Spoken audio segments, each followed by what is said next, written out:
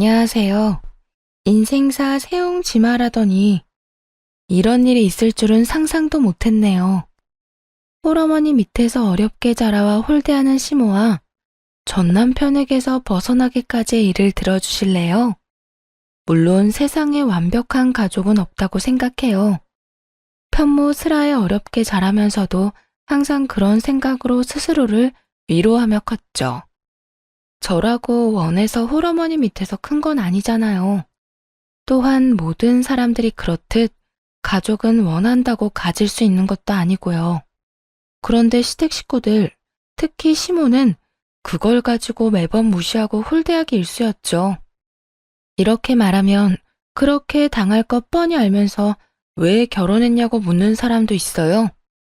뭐 다들 그렇듯 남편이 지켜줄 거라는 그런 멍청한 생각을 하고 있었던 거죠. 나중에 한 사실이지만 남편이 저 아니면 안 된다고 시댁에 아주 난리를 피웠더라고요. 왜 그렇게 할 정도였는지 알게 된 건 나중이지만 만약 그때 헤어졌더라면 이런 꼴을 보지 않을 수 있었을까요?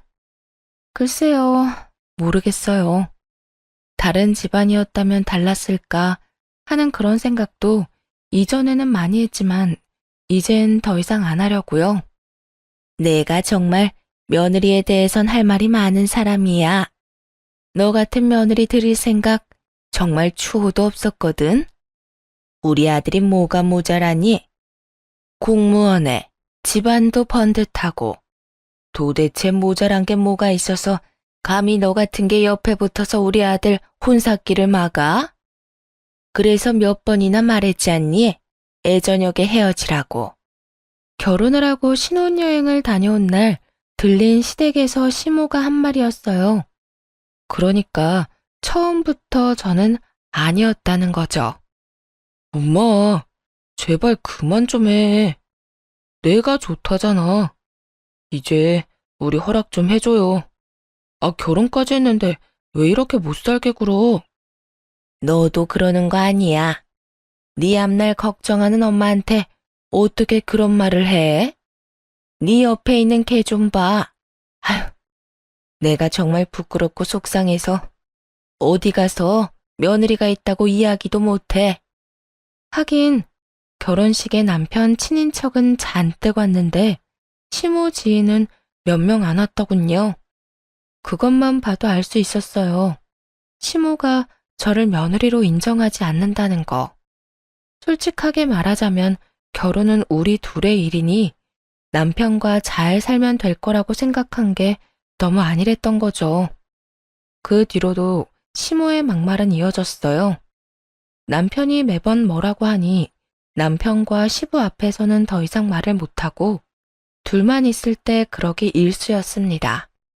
사사건건 트집을 잡아 저와 제 친정을 무시하는 이야기를 해댔죠. 똑바로 좀 하거라.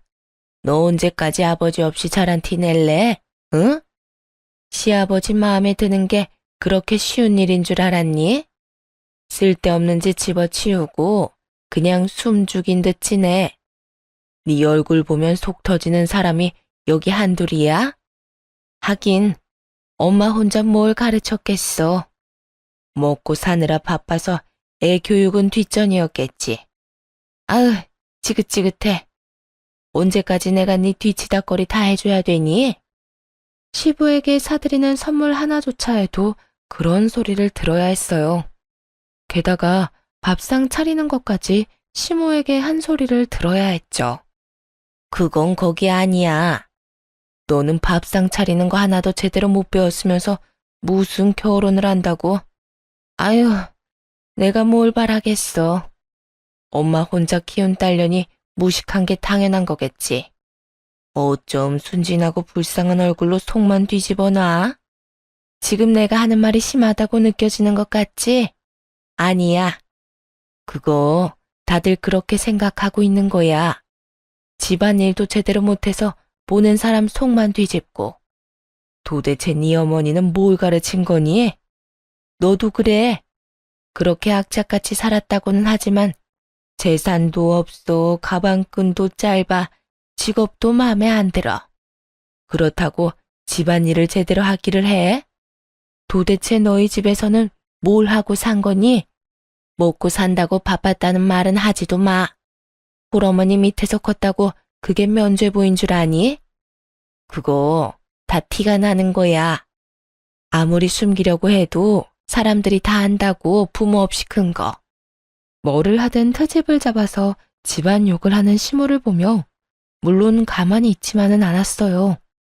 처음부터 그럴 수 있었던 건 아니었지만요. 사사건건 트집을 잡으니 그냥 아무것도 안 했거든요. 그랬더니 이번에는 아무것도 안 한다고 화를 내더군요. 너 일도 안 하고 뭐 하는 거니? 어머님이 다 마음에 안 드신다고 하셨어요. 자꾸 배운 게 없다고 하시는데 배울 시간도 안 주셨으니 이참에 그냥 옆에서 어머님 하시는 거 지켜보면서 배울게요. 뭐? 야, 그냥 너 쉬겠다는 거잖아.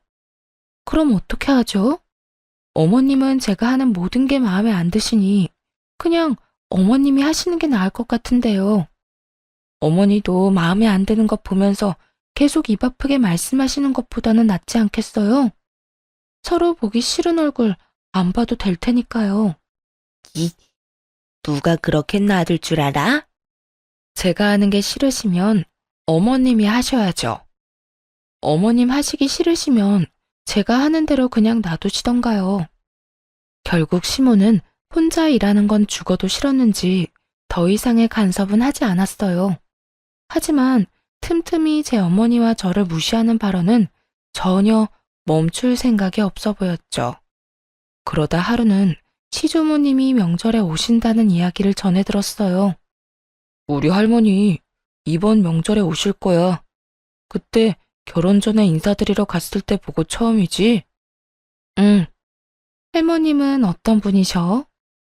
이게 가장 중요한 문제였어요. 시모와 비슷한 사람이면 큰일이잖아요. 그런데 남편이 그러더군요. 할머니는 좀 힘들게 사셨어. 교통사고로 할아버지가 일찍 돌아가셔서 할머니 혼자서 아버지랑 고모를 키우셨거든. 한평생 자식들 지킨다고 재혼도 안 하시는 거 보면 진짜 대단하시지. 그때 남편 말을 들으며 좋은 생각이 났어요. 이거면 시모 뒤통수를 한 대 정도는 때려줄 수 있지 않을까 생각했거든요. 그렇게 명절날이 돼서 시조모님의 집에 방문했어요. 그래, 우리 손부 오랜만에 보는구나. 네가 참 고생이 많지? 아무래도 여자가 남자 집에 시집 오면 여러모로 힘든 일이 많은 법이야. 나도 그랬다. 많이 힘들었지. 남편까지 일찍 잃고 어린 두 남매 키우느라 얼마나 고생했는지 모른다. 그래도 이렇게 키워놓으니 얼마나 좋으냐. 아들도 번듯하게 자랐지. 이렇게 며느리까지 보고. 시주모는 힘든 그때를 떠올리는지 눈가가 촉촉해지더군요. 듣다가 이때다 싶어서 시주모에게 말했어요. 하긴 한부모 가정에서 자란 며느리나 사위를 좋아하는 사람은 없죠. 아버님도 결혼하시기 힘드셨겠네요. 사실 부모가 한 사람이라도 없으면 다 티가 난다고 하잖아요. 그만큼 분명 모자란 게 있을 테니까. 하나 남은 부모야 자식 새끼 먹이려고 뼈 빠지게 일하느라 남아있는 애들을 봐줄 사람이 없으니 가정교육도 제대로 못 배웠을 거고, 그러다 보면 주위 사람들도 그런 가정에서 태어난 사람은 별로 안 좋아할 테고요. 평소 시모에게 듣던 말이었죠. 그 말을 듣더니 시조모의 얼굴이 완전히 굳어버리더군요. 그러자 남편이 깜짝 놀라 말했어요. 당신 지금 그게 무슨 소리야? 당신도 편모 가정이면서 어떻게 할머니한테 그런 소리를 해? 시부도 표정이 굉장히 안 좋았어요. 그걸 보고도 뭐가 문제냐는 듯 아무것도 모른다는 식으로 대답했죠. 이게 잘못된 말이었나요? 죄송해요. 어머님한테는 매일 듣는 말이었거든요. 그래서 다른 사람들도 다들 그렇게 생각하는 줄 알았어요. 사실 이전에는 어머님이 저를 미워해서 그런 말을 하시는 거라고 생각했는데 아버님께서도 편모가정에서 자랐다는 이야기를 들으니 너무 과하게 생각했던 것 같더라고요. 그런 아버님이랑 결혼한 어머님이라면 아무런 사심 없이 이야기한 거겠구나 싶어서요. 그렇죠, 어머님? 제 말이 끝나자 이번에는 시모 얼굴이 하얗게 질렸어요. 그게 무슨 말이니? 내가 언제 너한테 그런 말을 했어? 너 이렇게 사람 함부로 모함하는 거 아니다? 모함이라뇨. 어머님이 평소에 하신 말씀 반의 반도 안 했는데요. 매번 너희 엄마한테 도대체 뭘 배운 거냐고 그렇게 말씀하셨잖아요. 오늘도 음식 준비하면서 그렇게 말씀하셔놓고선. 에미야, 너 정말로 손부한테 그런 소리를 했어? 어머님, 그게 아니라요. 그게 아니긴 뭐가 아니야. 내가 알기로 손부도 홀어머니 밑에서 자랐다는데. 설마 너 그걸로 저 어린 것한테 시어머니 노릇을 한 거야?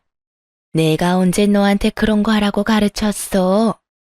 네 마음이 좁고 편협하다는 건 익히 알고 있었지만 설마 네 며느리한테 그런 말을 할 정도로 좁아 터졌는지는 또 몰랐구나. 그래, 그런 이야기를 한 이유가 대체 뭐냐? 이유라도 들어보자. 너 설마 우리 아들이 마음에 안 들었니? 내 자식도 네 눈에는 애비 없이 혼자 자란 티가 나 보이든? 그래서 마음에 안 든 거라도 있어서 그런 말을 한 게야? 어머님, 아니에요. 설마 그런 생각을 하고 있었겠어요? 그냥 저는 며느리로 들어온 애가 생각했던 것보다 못 미치는 애라. 결혼은 네 아들이 하지 네가 하는 게 아니잖아. 그리고 말이다. 정말 평소에 그런 생각을 안 했으면 어떻게 그런 말이 그렇게 술술 쉽게 나왔겠어? 정말 이런 애인지 몰랐다. 내 앞에서는 항상 웃으며 살랑거리더니 마음속에는 그런 고약한 심보를 갖고 있었어? 어머님, 죄송해요. 제가 실언을 했어요. 시모는 시조모에게 죄송하다며 빌다가 저와 눈이 마주치고는 부릅뜨고 노려보더군요. 뭐, 노려보면 어쩔 거예요. 지금 당장 혼나고 있는 건 시모고 저는 그저 피해자인데. 결국 시모는 무릎 꿇은 채로 시조모에게 미친 듯 혼나고 그 후 시댁 생활이 좀 더 편해질 수 있었죠. 시조모가 시모를 혼낸 다음 그러시더군요. 아가, 그런 말 귀담아 듣지 말거라. 정말 편협하고 속 좁은 인간들이나 그렇게 생각하는 거야. 나라고 애아빠를 일찍 잃고 싶었겠니? 그게 사람 마음대로 안 된다는 거 잘 알고 있다. 네 시어미가 하는 말에는 너무 마음 두지 말어. 그리고 앞으로도 저런 쓸데없는 말 짓거리면 나한테 전화해서 이야기하거라. 네 시어머니한테 한마디 해줄 테니. 그 이야기를 듣는데 마음이 든든하더군요. 그렇게 시모에게서 벗어날 수 있었어요. 시주모에게 잔소리를 듣고 일어나던 시모가 분한 듯 노려봤지만 뭐 어쩌겠어요.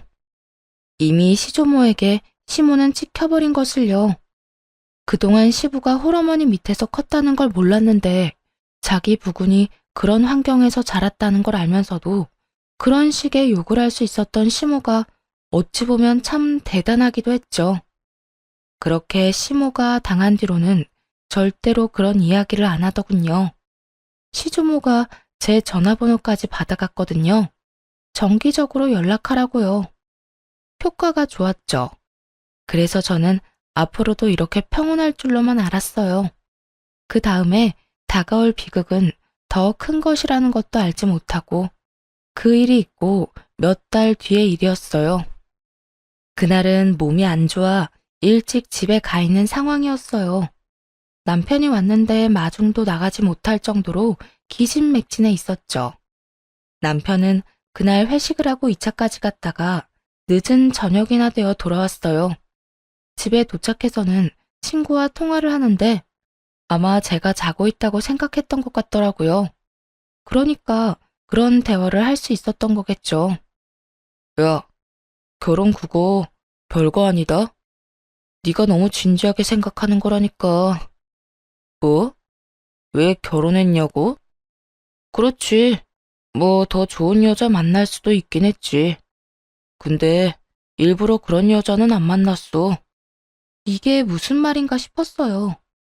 당연히 남편이 절 사랑해서 결혼했다고 생각하고 있었으니까요.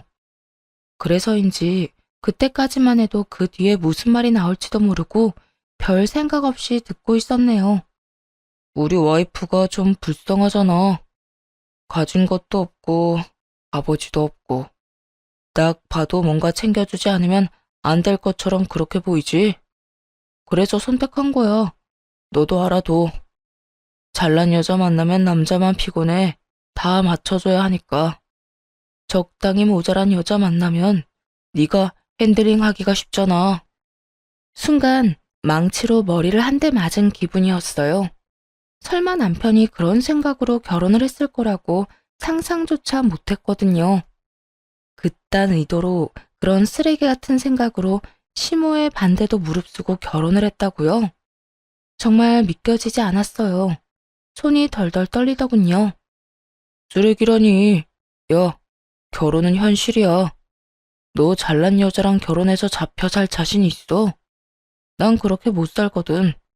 난 해보고 싶은 거, 사고 싶은 거 다 해가며 살아야 하고, 원하는 거 다 누리면서 살아야 돼. 그러려면 어느 정도 부족한 여자가 좋다니까. 내가 우리 엄마 반대를 무릅쓰면서까지 왜 이 여자를 와이프로 만들었는데? 다 그런 것 때문이잖아. 너도 결혼해보면 이게 얼마나 편한지 느낄 수 있을 거다. 남편 말에 점점 더 무너지는 기분이었어요. 당장 나가라고 소리치고 싶었지만 지금 당장 이 사람한테 화를 낸다고 해서 달라질 게 없다는 것도 알고 있었어요. 그때 그 이야기를 들으며 최악의 경우는 이혼까지도 생각이 들었어요.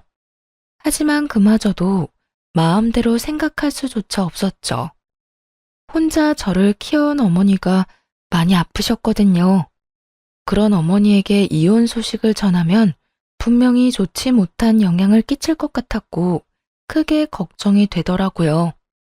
여태 모든 걸 희생한 엄마인데 딸이 결혼해 제대로 살지도 못하고 이혼하게 됐다는 걸 보여주라니 참 죄송하고 슬픈 일이잖아요. 그렇게 시끄럽게 한참을 떠들던 남편놈은 안방에 들어와서야 저를 한번 확인하고는 아차 싶었는지 목소리를 낮추더군요. 그러더니 곧 전화를 끊더라고요. 그리곤 슬그머니 제 이름을 부르는데 못 들은 척 했어요. 심장이 쿵쿵 뛰고 머리가 하얘져 어떻게 해야 할지 모르겠기도 하고요. 그래서 그냥 자는 척을 했죠. 그 뒤로 정말 미친 듯이 고민을 했어요. 이걸 어떻게 할까? 이혼을 해야 할까? 이혼을 하게 된다면 어떻게 해야 좀 더 유리하게 진행할 수 있을까? 그리고 이혼 후도 생각을 해야 했죠. 막무가내로 덤빈다고 해서 현실적인 어려움이 사라지는 건 아니잖아요. 다행인 건 남편과 제 사이에 아이가 없어 이혼은 쉽겠지만요. 그렇게 머리가 터질 듯이 고민 중이었는데 하루는 시모와 시부가 부부 동반 모임을 간다고 하더군요. 근데 때마침 공교롭게도 남편도 그날 약속이 있다고 나갔어요. 차라리 저 인간들 얼굴을 안 봐서 다행이다 싶기도 했죠. 혼자가 되자 오늘은 뭘 할까 고민하다가 친정엄마를 찾아가 넌지시 이 상황에 대해 말해보기로 결심했어요. 엄마는 어떻게 생각하는지 알아볼 생각이었어요. 그래서 친정엄마를 데리고 번화가로 나갔죠. 오랜만에 식사 대접을 하는 거니 좋은 곳에서 맛있는 걸 사주고 싶었거든요. 그렇게 빌딩에 도착해서 올라가는데 정말 우연히도 시모와 마주쳤어요. 가려던 가게가 시모의 모임 장소 위층에 있던 거더라고요. 그래서 친정어머니와 함께 시모에게 가까이 다가갔죠. 그래도 밖에서 마주쳤는데 인사는 해야 하잖아요. 게다가 어머니도 알아보시는 상황이었고요. 아이고, 사부인, 오랜만입니다. 잘 지내셨죠? 시모는 친정어머니에게 고개를 까딱하더니 이내 저를 쳐다보며 그러더군요. 야, 너 조용히 해. 나한테 어머니라고 부르지 마라. 나도 오늘은 너 며느리라고 안 부를 거야. 제발 우리 밖에서는 어머님 며느리 이런 소리 하지 말자. 나 네 어머님 하기 싫어. 이유는 네가 더 잘 알지? 게다가 이런 데 오면서 어머니 한 번만 모시고 오니 티가 안 낼래야 안 날 수도 없지. 하고 다니는 꼴 보면 누가 널 내 며느리로 볼까 무섭다 얘. 어쨌든 오늘은 마주치더라도 아는 척 하지 마. 어머님이라고 부를 생각도 하지 말고. 마음속에서 솟아오른 분노를 최대한 억눌렀어요. 저 사람은 지금 인사하는 저희 어머니의 인사도 받아주지 않았고 제게는 어머니라고 부르지도 말라고 하는 거였어요. 그 이유야 뻔했죠. 자기 지인들에게는 보여주고 싶지 않다는 얘기니까요. 자존심도 상했지만 정말 눈물 날 만큼 열이 받았어요. 그런데 그 와중에 더 열이 받았던 건 뭔지 아세요? 남편이 그 모임 장소에 있었다는 거예요. 알고 보니 시모와 시부의 부부 모임이면서 자식들 내외도 다 같이 오는 모임이었던 것 같더라고요. 어릴 때부터 함께한 지인이다 보니 아마 자식들끼리도 친한 모양이었죠. 그런데 며느리인 저는 쏙 빼놓고 아들놈만 데려간 걸 보니 정말 뒤통수 맞은 기분이었네요. 게다가 이런 장소에 가면서 한마디 말도 없었던 남편에게도 마지막 정이 다 떨어지는 순간이었어요. 정말 그나마 남아있던 잔정도 말이죠. 예, 너희 시어머니 저기다 무슨 소리니? 왜 아는 척을 하지 말래? 너 혹시 결혼하고 무슨 일이 있었어? 어, 아니야. 엄마 먼저 위에 가서 잠깐 있어. 아버님한테 인사만 하고 갈게. 저런 말을 듣고 엄마에게도 이런 꼴을 보이고서 이대로 그냥 갈 생각은 눈꼽만큼도 없었거든요. 시모의 저런 행동과 남편의 모습을 보니 그제야 깨달았거든요. 여기서 아무리 더 불행해진다고 한들 저 인간들이랑 같이 살면 그거야말로 더 불행하면 불행했지 나아지진 않겠구나라는 걸요. 거기까지 생각하고 일부러 시부를 찾아갔어요. 시부를 찾는 건 쉬운 일이었어요. 남들보다 키가 크셨거든요. 그 연세치고는. 성큼성큼 걸어가서 지인들과 함께 있던 시부에게 인사를 했어요. 안녕하세요, 아저씨. 제 호칭에 시부가 경악하더군요. 당황하며 제게 말했어요. 아가, 갑자기 웬 아저씨냐? 아, 방금 이 앞에서 시어머니를 만났는데 어머님이라고 부르지 말라고 하시더라고요. 절 며느리라고 소개하기 싫으신 것 같아서요. 그런데 그런 상황에서 아버님을 아버님이라고 부르면 어머님이 얼마나 황당하시겠어요. 그래서 어쩔 수 없이 아버님을 아저씨라고 불렀어요. 죄송해요. 그런데 어머님도 참 너무하시네요. 아무리 제가 탐탁지 않다고는 하셔도 그렇지 제 어머니의 인사까지 그렇게 무시할 필요가 있었을까요? 그 말에 시부 얼굴이 순식간에 당황으로 변하더군요. 설마 사부인이 보는 앞에서 너한테 그런 이야기를 한 건 아니지? 저희 어머니 보는 앞에서 말씀하셨고요. 저희 어머니 그거 다 들으셨어요. 이젠 저도 어떻게 해야 될지 모르겠네요. 제 이야기를 들은 시부가 노발대발하며 시모를 찾더군요. 그 덕에 남편도 시부가 있는 곳을 찾아왔어요. 그리고는 제가 여기 있는 것을 보고 깜짝 놀라더군요. 당신이 왜 여기 있어? 왜? 내가 오면 안 되는 곳에 왔어? 아니, 그게 아니라, 그런데 왜 이렇게 소란스러운데? 그건 당신 엄마한테 물어봐. 결국 시끄러운 소리에 시모가 시부를 찾아왔죠. 아니, 당신은 도대체 왜 이렇게 시끄럽게 굴어요? 어머, 넌? 시부에게 말을 걸다가 그 앞에 있는 저를 보고 깜짝 놀라더군요. 당신 대체 생각이 있어 없어? 어떻게 며느리한테 그런 이야기를 해? 사부인 보는 앞에서. 제가 뭘 어쨌다고 그래요? 그냥 조용히 지나가고 싶은 마음에 아는 척하지 말라고 한 것뿐이에요. 이게 그냥 조용히 지나갈 일이야? 어떻게 사부인 보는 앞에서 며느리한테 시어머니라고 부르지 말라고 할 수가 있어? 당신 진짜 생각이 있는 거야 없는 거야? 저번부터도 그렇지만 아무리 생각해봐도 도저히 이해가 안 돼. 왜 이해가 안 돼요? 난 이해가 되는데. 애초에 저런 애 며느리로 받아들일 생각 없었다고요. 쟤보다 훨씬 괜찮은 여자애도 많았는데 왜 저런 애가 우리 아들 와이프인 거예요? 대체 왜? 당신은 그게 싫지도 않아요? 그 수많은 재원들. 집안도 빵빵하고 얼굴도 예쁘고 돈도 잘 버는 그런 애들이 줄을 섰었는데 왜 꼭 저 여자애냐고요? 아무것도 없잖아요. 돈도 없고 그렇다고 집안이 좋은 것도 아니고. 지금 그걸 말이라고 해? 당신 아들이 좋다잖아. 좋아해서 결혼한 사람한테 뭘 더 바라는 건데? 두 분이 크게 싸울수록 남편 놈 표정은 일그러져 가더군요. 그러더니 저를 어디론가 끌고 갔어요. 그렇게 조용한 곳에 도착하고서 곧 따지듯이 묻더군요. 아무리 그래도 그렇지. 사람이 이렇게 많은데 어떻게 두 분 싸움을 붙일 수가 있어? 너 이거밖에 안 되는 애였어? 이야기를 다 듣긴 들은 거야?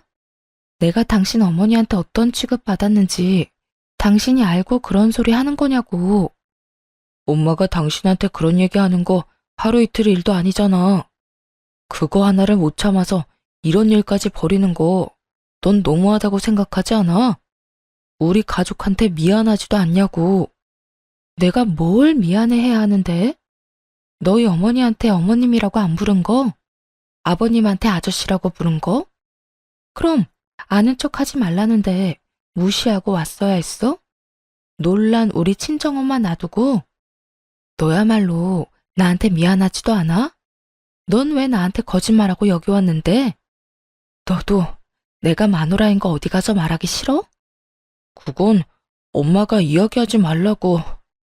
이런 행동이 문제인 거야. 그럼 당신 엄마가 당신더러 나랑 이혼하라고 하면 당신은 이혼하겠네? 그건 아니지. 내가 당신하고 결혼하려고 얼마나 애를 썼는데. 당신도 알잖아. 내가 엄마 설득한 거. 그래. 그래서 내가 등신같이 그거 믿고 당신이랑 결혼했지. 근데 너도 너희 엄마랑 똑같아. 너 얼마 전에 나 자는 줄 알고 신나게 떠들더라. 내가 불쌍해서 결혼했다며? 어느 정도 부족한 게 있어야 말 잘 듣는다고. 네 이상형에 대해서 잘 들었어. 그런데 그렇게 부족한 여자라도 이혼은 요구할 수 있지. 내가 그간 너희 엄마한테 무시당하면서 이혼 생각 안 해봤을 것 같아? 그런데 참았어. 근데 오늘 우리 엄마도 똑같이 무시당했거든? 그건 못 참겠더라. 그래서 너랑 이혼하려고. 당신 엄마 그렇게나 며느리가 싫다는데 내가 때려치울게. 그게 너도 좋잖아. 그러니까 너도 아웃이야. 야, 네가 뭔데 나한테 아웃이니 많이 해. 너 따위가 나한테.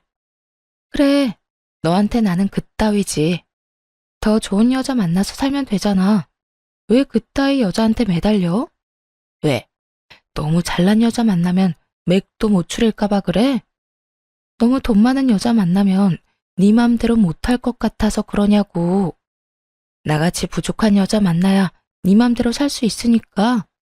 이런 인성 파탄자 같으니 그걸 사랑이라고 믿은 내가 미친년이지. 야, 말이 심하잖아. 심해? 네가 더 심해, 이 나쁜 놈아. 너도 네 엄마도 최악이라고. 부족한 마누라가 다루기 쉽다고? 그 부족한 마누라한테 이혼이나 당해봐.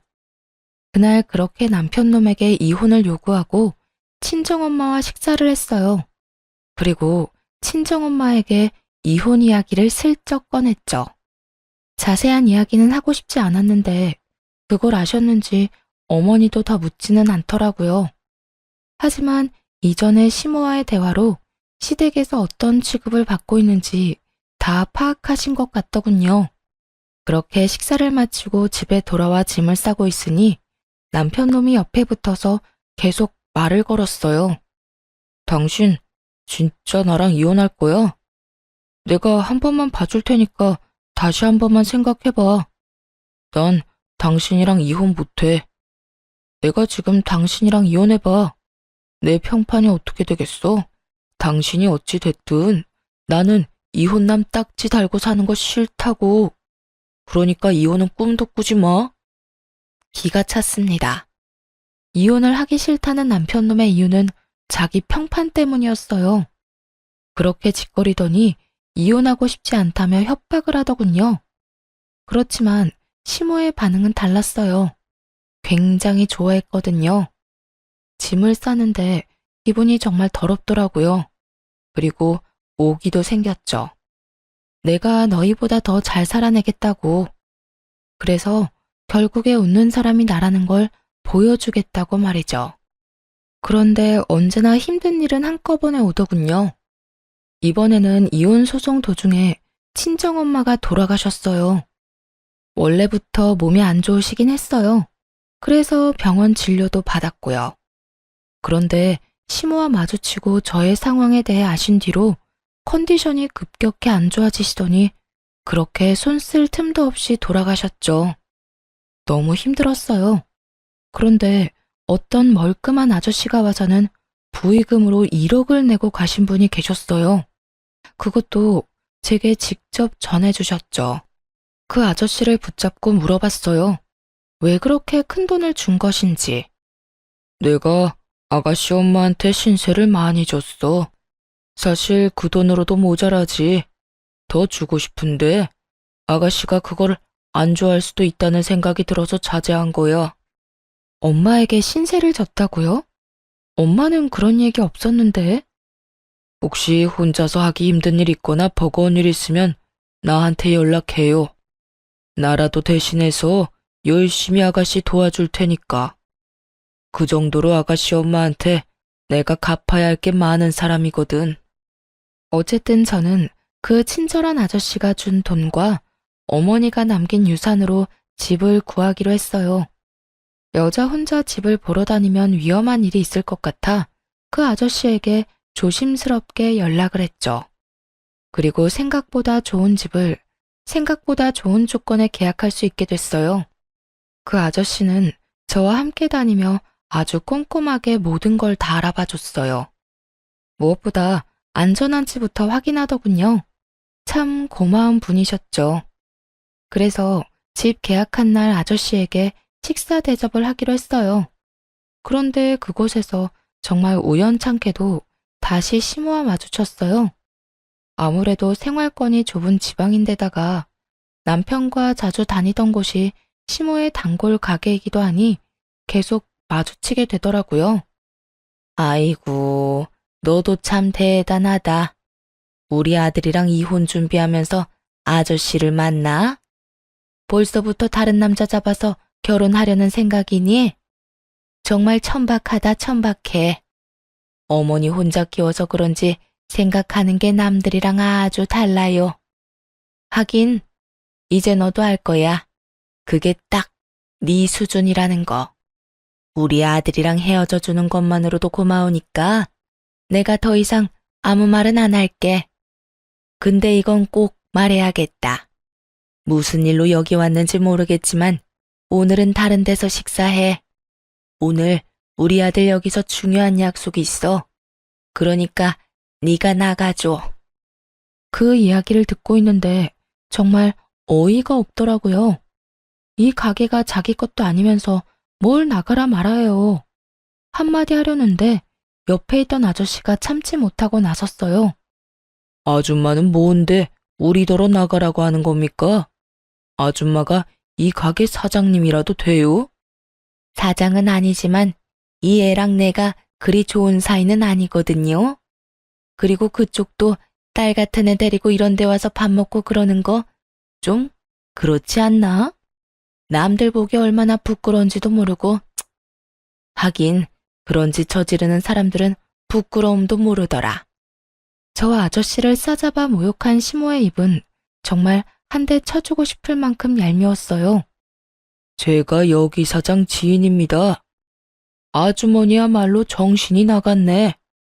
나랑 이 아가씨가 어떻게 그런 사이로 보여요? 뭐 눈엔 뭐만 보인다더니 생각하는 것도 천박한 것이.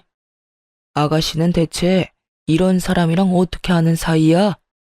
지금 이혼 소송 중인 전 남편 어머니예요. 아, 이 아줌마가 아가씨 엄마를 무시했다던 그 사람이에요? 아가씨도 무시하고. 네, 저희 엄마가 인사하셨는데 인사도 다 무시하고 엄마 보는 앞에서 저한테 어머님이라고 부르지 말라고 너 같은 며느리 부끄러워서 어디 내놓기 힘들다고 그렇게 말씀하셨던 그분이세요. 제 말이 끝나자마자 아저씨는 시모를 아래 위로 훑어봤어요. 그런데 시모도 지지 않고 아저씨를 아래 위로 훑어보더군요. 그러더니 아저씨 하는 말은 싹 다 무시하고 저한테 이야기하더군요. 안 나갈 거면 우리 아들 방해나 하지 마. 우리 아들 오늘 선 보는 자리야. 선볼 여자분 집안이 빵빵한가 보죠. 빵빵하다 마다. 부모님이 의사야. 그것도 꽤나 큰 병원에 계시고 너하고는 비교조차 안 되지.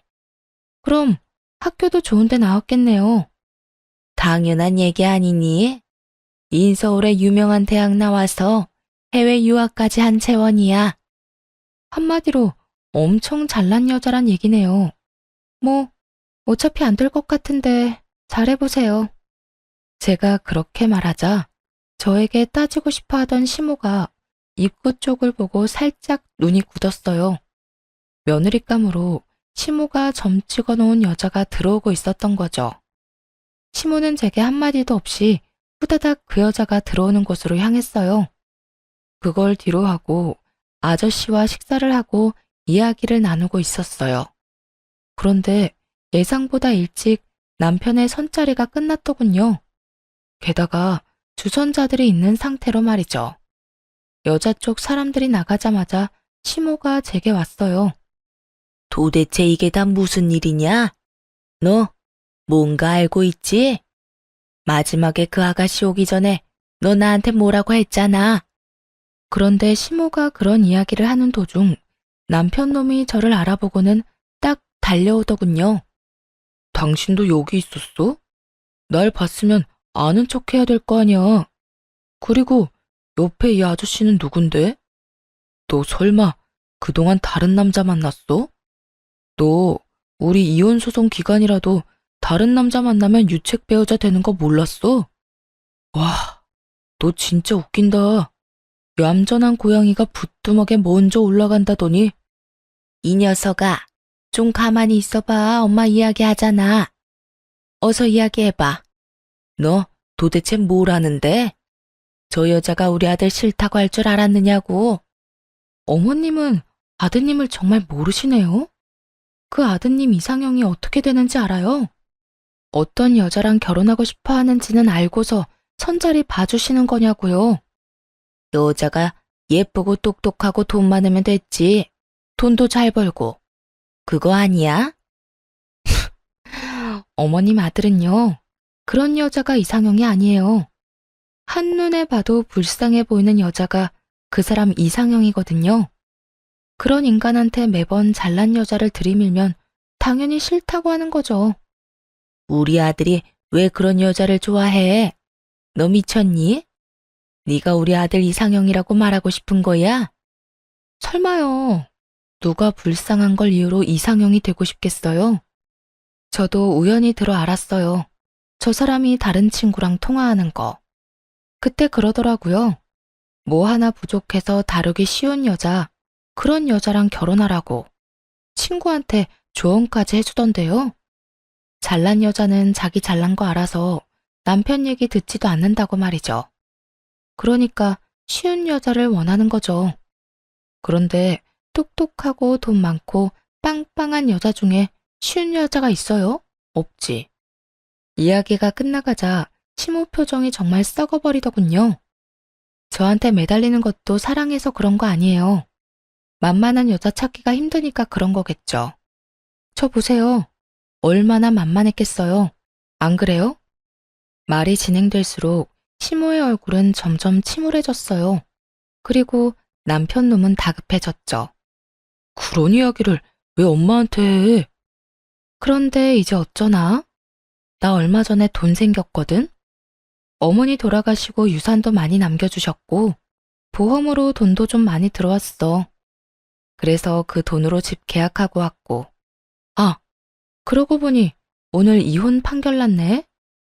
앞으로는 이렇게 안 마주쳤으면 좋겠고, 우리 헤어지더라도 선은 넘지 마. 아무리 그래도 그렇지, 서로 아무것도 모르게 가게 들어왔는데, 나더러 나가라고 하는 건 아니지 않나? 이젠 완전 남남이잖아요, 아줌마. 나 진짜. 여보, 당신이 생각하던 그런 거 절대 아니야. 내가 왜 그런 이유로 당신을 좋아해? 그냥, 그건 농담이었어, 농담. 농담 같은 소리하고 자빠졌네. 야, 넌 농담을 그렇게 진지하게 하니? 결혼 앞두고 고민하는 친구한테 그런 이야기 해주는 거 보니 네 인성이 보인다, 인성이. 두 번 다시 나한테 여보라고 부르지 마. 결판 났으니까.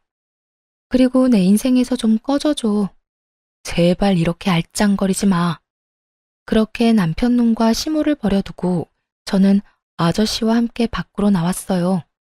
옆에서 모든 걸 듣고 있던 아저씨 표정이 별로 좋지 않아 보였죠. 아저씨한테 이런 모습 보인 것도 좀 그렇긴 했어요.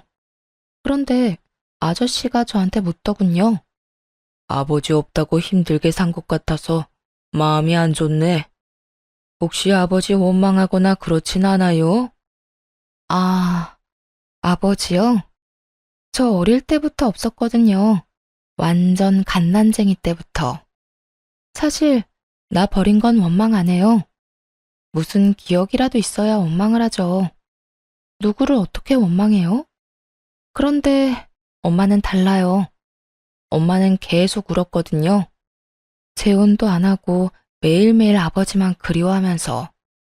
돌아가실 때쯤에는 그런 말씀 없으시긴 했지만 그래도 그런 거 보면 원망스럽기도 하고 그래요. 그때 아저씨가 침울한 얼굴로 저한테 조심스럽게 말을 꺼냈어요. 아가씨, 미안해. 사실은 내가 속였어. 아가씨한테 처음 나타났을 때 내가 누군지 말했어야 됐는데 이야기를 못했어. 나도 마음의 준비를 하고 싶었거든. 사실은 내가 아빠야. 놀랐지? 사실 어느 정도 짐작은 하고 있었어요. 보통 누가 가족도 아닌 여자를 이렇게 친절하게 도와주겠어요. 그리고 어머니가 가지고 있던 아버지 사진이랑 비슷하게 생기셨더라고요. 많이 늙었지만 그래도 비슷해 보였죠. 어떻게 절 찾았어요? 네 엄마가 연락했어. 그 사람은 다 알고 있었지. 내가 어떻게 사는지. 그렇게 우리 어머니한테 쫓겨나다시피 나가고서는 내가 아무리 찾아도 못 찾던 그 사람이었는데 죽을 때가 다 돼서 그런가 남겨진 딸 생각 때문에 그랬나. 나한테 연락이 왔더라고. 우리 딸 지켜달라고. 참 울컥했어요. 여태껏 피해 다녔던 아버지에게 연락한 이유가 저 때문이라는 걸 알게 돼서 아마 살 날이 얼마 남지 않은 것을 당신도 아시고는 연락하신 거 아니에요. 그때 시어머니가 저와 친정엄마를 무시한 일 때문에 엄마도 충격받았던 것 같아요. 제가 시댁에서 그렇게 무시당하는 걸 어머니가 그때 처음 아셨거든요. 마지막 가는 길에 짐만 안겨드린 것 같아 죄송한 마음뿐이었어요. 그렇게 저에게는 다시 새로운 가족이 생겼어요. 어머니가 돌아가시고 아버지가 생긴 거죠. 아버지는 뭐든 해주고 싶어 했어요. 이혼하고 얼마 후 미용 관련 자격증을 따기로 했어요. 그렇게 공부를 하고 어렵게 자격증을 따고 나니 아버지는 이번에는 가게를 차려주고 싶어 했어요. 자격증을 딸 때도 아버지가 물심양면으로 다 지원해 주셨는데 바로 가게까지 차려주시려 할 줄은 상상도 못했죠. 그때만 해도 혼자서 일할 수 있는 작은 상가 정도겠거니 생각했어요. 그런데 아버지가 보여준 상가는 제 상상과는 전혀 달랐어요. 그 지역 내에서도 최고 번화가한 거리에 있는 상가 1층이었거든요. 임대료도 엄청 높았고 혼자서 이 큰 매장을 이끌어간다는 건 상상도 되지 않더라고요. 하지만 아버지는 뭐 어떠냐고 일단 보기나 하라는 반응이었어요. 그래서 저도 별 부담 없이 그냥 보기는 했죠. 아버지가 딸한테 잘 보이고 싶었나 보다. 이 정도로만 생각했거든요. 그렇게 상가를 둘러보는데 전 시부와 전 시모를 마주하게 됐어요. 같은 생활권이라는 게 참 짜증나더군요. 이렇게 마주치는 일이 있으니까요. 네가 여기는 웬일이냐? 상가를 볼 일이 뭐가 있어? 돈도 없고 아무것도 없는 게 여기 와서 허세나 피우고 있니? 남들한테 돈 많은 것처럼 보이고 싶었어? 그리고 이 아저씨는 도대체 누군데 매일 끼고 다녀? 우리 아들이랑 이혼하고 이런 늙은 아저씨랑 만나고 다니는 거야? 정말 네 수준도 알만하다 알만해. 그런데 전 시모 옆에 있는 전 시부 표정이 조금 이상하더군요. 그러더니 전 시모를 말리기 시작했어요. 여보, 그만해. 이제 남인 사람 왜 자꾸 그렇게 신경을 긁어? 그만 좀 해. 아니, 당신은 열받지도 않아요? 우리 아들이랑 이혼하고 벌써 저런 늙은 남자 물어서 동네를 돌아다닌다는 게 전 정말 짜증나요. 그래, 얘, 너랑 정말 잘 어울린다. 어쩜 얘나 지금이나 변한 게 없어. 아빠 없이 커서 아버지 뻘 되는 사람한테 끌리니? 그런 주제에 우리 아들이랑 결혼은 왜 했어? 입에서 나오는 그 더러운 소리를 듣고 있으려니 기분이 나빴어요. 듣다 못해 한마디 하려고 했더니 옆에 있던 아버지가 코웃음을 치며 전 시모에게 말했어요. 내가 듣자 하니 우리 딸이 돈 없고 편모스라에 컸다고 그렇게 못되게 굴었다지? 그런데 이거 어쩌나? 이제 아빠가 생겼는데 당신네들이 보려고 하는 이 상가 내 거야. 당신들이 들어와 있는 이 빌딩도 내 거라고. 나는 내 거 당신 같은 인간들한테 빌려줄 생각 요만큼도 없어. 내 거는 우리 딸 거지. 이 빌딩도 마찬가지고. 나 죽으면 우리 딸이 가질 건데 어때요 기분이? 아까워서 죽을 것 같지? 한 달만 참았으면 이 재산도 당신 아들한테 돌아갔을지도 모를 거 생각하니까 눈앞이 빙글빙글 돌지. 사람 괴롭히면서 나쁘게 군 죄값 받는다고 생각해. 한평생 동안 죽을 때까지 당신들이 가질 수 있었던 거 보면서 후회나 하고 살아. 내 딸은 내가 준 부동산 가지고 떵떵거리며 살 테니까. 아버지 말을 듣는 전 시모의 얼굴은 경악으로 물들었어요. 아무것도 없는 빈털터리에 이혼한 전 며느리가 갑자기 건물주의 딸이 되어 나타난 거나 다름없잖아요. 게다가 전 남편과 이혼한 지 한 달이었어요. 한 달 만에 전 며느리 처지가 바뀌었으니 자기 딴에는 또 얼마나 억울했겠어요. 어이없죠? 실제로 자기 것도 아니면서. 잠깐만. 진짜야? 진짜로 너희 아버지야? 이 빌딩 주인이고? 나한테 거짓말하는 거 아니지? 그때 아버지가 관리인을 불렀어요. 여기 있는 사람들 내보내요. 톡 시끄러운 인간들이니까. 진짜로 경비원들과 관리인들이 전 시부와 전 시모를 내보내기 시작했어요. 그때가 되니 전 시모 얼굴이 완전히 놀라버리더군요.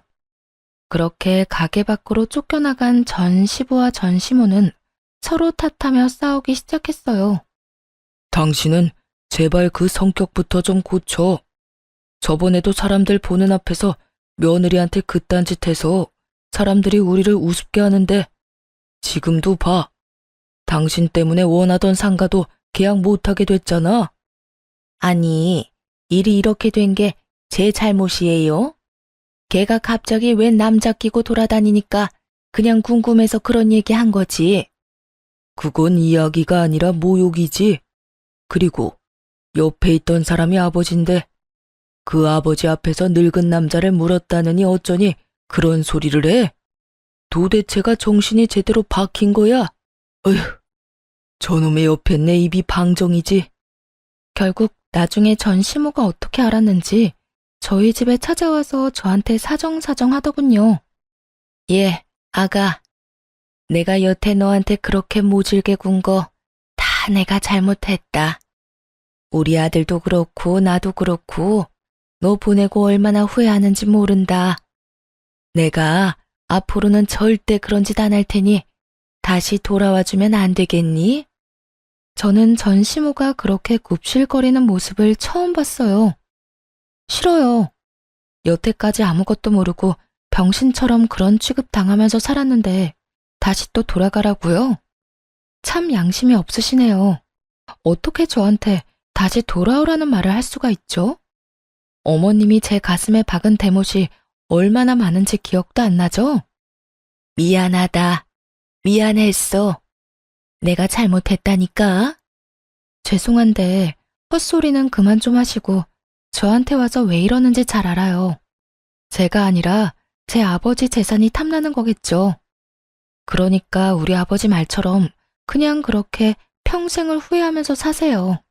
가지지 못한 거, 가질 수 있었던 거, 반쯤은 손에 들어왔던 거, 이 근처 지나가면서 항상 그렇게 느끼시라고요. 아참, 그리고 그렇게 원하던 돈 많고 집안 빵빵한 며느리 잘 찾아보세요. 아드님 정신머리로 어머님 원하는 며느리 만날 수 있으려나 모르겠지만요. 제발 어떻게 안 되겠니? 네 시아버지가 네 가게 들어가는 그 1층 상가가 너무 갖고 싶다는데 내가 그런 말해서 망쳐버렸으니 어떡하니? 내가 책임을 지는 게 맞지. 그럼 더 좋은 가게 알아보시면 되죠. 상가가 어디 거기뿐이에요? 한 번만 더 말도 안 되는 소리 짓거리면 정말로 이 근처에는 발도 못 디디게 해줄 거예요. 당신이 전 며느리한테 어떤 짓 했는지 내가 다 까발릴 거라고. 그런 소문나도 동네 돌아다닐 수 있는지 어디 한번 봅시다. 결국 제 말에 전 시모는 망연자실 앉아만 있더군요. 그런 전 시모를 내버려 두고 나왔죠. 이제 와서 욕심이 나긴 했나 보더라고요. 사촌이 땅을 사도 배가 그렇게 아픈데 이혼한 전 며느리가 알고 보니 극지 않은 복권이었다는 걸 알았으니 이미 손안에 들어왔던 거나 마찬가지인 복권을 포기한 거나 다름없잖아요. 평생 그 생각으로 고통받으며 살 거 생각하니 웃겨서 웃음이 멈추질 않더군요. 그 뒤로 그 사람들 연락을 받은 적은 없어요. 제가 먼저 알아볼 생각도 없고요. 그냥 안 보고 사는 게 제일 낫다는 생각을 하고 있어요. 살다 보니 참 이런 일도 생기는군요. 홀가분하면서도 쓴웃음이 나오지만 그래도 탈출하고 나서는 마음이 훨씬 편해요. 아마 계속 참기만 하고 그 사람들과 살고 있었다면 언젠가 했던 생각처럼 불행했으면 불행했지 이런 날은 오지 않았을 거예요. 아버지를 만나 제 배경이 바뀐 것을 알고 전 시모의 태도가 바뀌었다 해도 그건 그거대로 기분이 좋지만은 않았을 거고요. 이제는 그런 일도 있었지 하고 털어버리고 새 미래를 향해 나아갈 생각입니다. 그래도 힘든 일이 있으면 좋은 일도 생기는 법인 것 같아요. 긴 글 읽어주셔서 감사합니다. 모두들 행복한 하루 되세요.